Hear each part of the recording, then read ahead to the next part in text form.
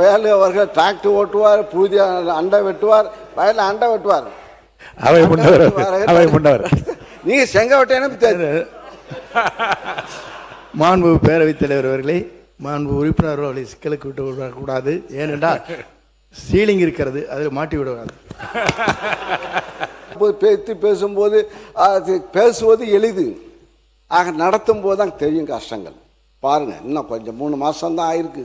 இப்போ பாருங்க, விவசாயிகள் போராட்டம் இல்லாமலே 5 ஆண்டு காலம் வாழ்ந்தார்கள். அதை பாராட்டணும். 5 ஆண்டு காலம் தமிழகத்தில் விவசாயிகள் போராட்டம்.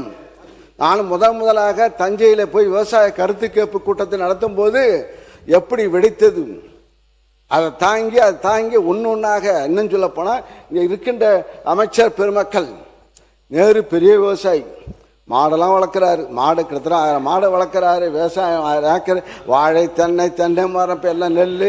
அதே போல் வேலு அவர்கள் டிராக்டர் ஓட்டுவார், புதிய அண்டை வெட்டுவார், வயலில் அண்டை வெட்டுவார். நீங்க செங்கோட்டையனு மாண்பு பேரவைத் தலைவர் அவர்களே, மாண்பு உறுப்பினர் அவர்களை சிக்கலுக்கு விட்டு விடக்கூடாது. ஏனென்றால் சீலிங் இருக்கிறது, அதில் மாட்டி விடுவாங்க. ஆயிரக்கணக்கான ஏக்கர் அப்ப இருந்தது. இப்ப செங்கோட்டையனுக்கு எவ்வளவு கணக்கு பார்த்தா தெரியும். அமைச்சர் செங்கோட்டை அவரு சென்னை விவசாயி. அவர் போன சட்டத்துறை அமைச்சர் அவர்கள், பேரவைத் தலைவர் அவர்களே, மாண்புமிகு உறுப்பினர் போற போக்கில் அப்படியே நகைச்சுவையோட சிரிச்சுக்கிட்டே போராட்டங்கள் இல்லாத ஒரு ஆட்சின்னு சொன்னாரு.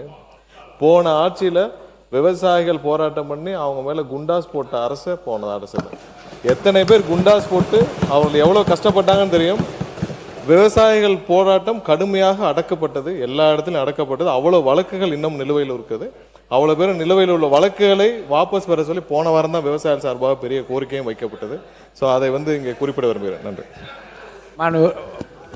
உறுப்பினர் நீங்க பேசலாம். மிகு பேரவைத் தலைவர்களே, அவர் எந்த போராட்டம் தெரியாமல் பேசுறாரு.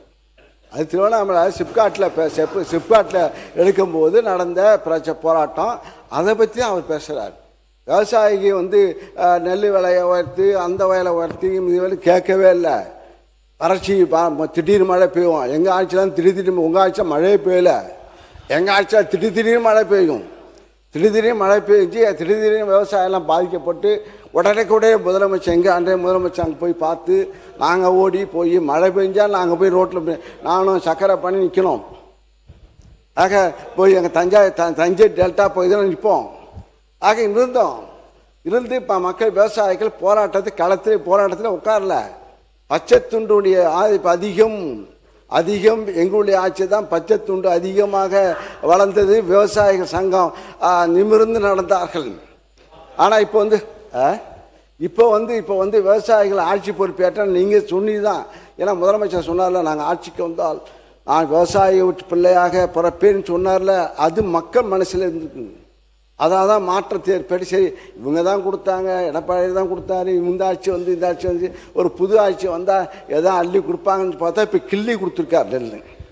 நாங்கள் 2550 ரூபா கொடுத்தோம் நெல்லுக்கு விலை, இப்போ 2750 ரூபா கொடுத்தாங்க, 200 ரூபா ஏற்றி கொடுத்துருக்காங்க.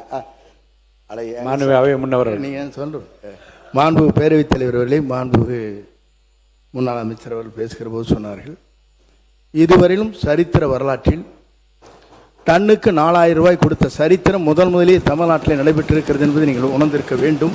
அது முதலமைச்சர் போர் அறிவித்திருக்கிறார். நெல் விலையும் அதே நேரத்தில் உயர்த்தியிருக்கிறார். உங்களை காட்டிலும் 2 மடங்கு உயர்த்தியிருக்கிறார்கள். ஆகவே ஒரு வரலாற்றை இன்றைக்கு தமிழ்நாட்டில் படைத்திருக்கிற ஒரு முதலமைச்சராக, விவசாயியை வாழ வைக்கிற முதலமைச்சராக இன்று இருக்கிறார் என்பதை நாடு அறிந்து கொண்டிருக்கிறது. உங்களுக்கு தெரியவில்லை என்பதுதான் வேதனையாக இருக்கிறது.